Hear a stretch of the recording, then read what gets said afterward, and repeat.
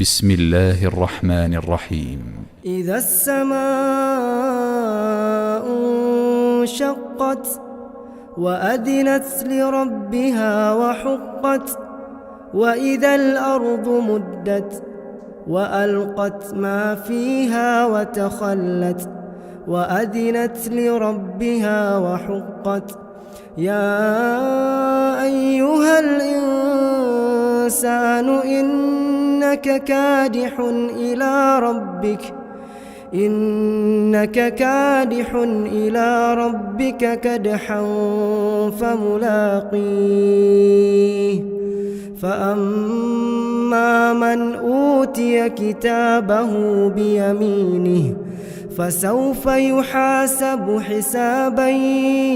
يسيرا وينقلب إلى أهله مسرورا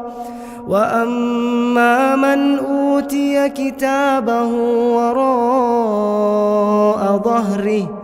فسوف يدعو ثبورا ويصلى سعيرا إنه كان في أهله مسرورا إنه ظن أن لن يحور بلى إن ربه كان به بصيرا فلا أقسم بالشفق والليل وما وسق والقمر إذا اتسق لتركبن طبقا عن طبق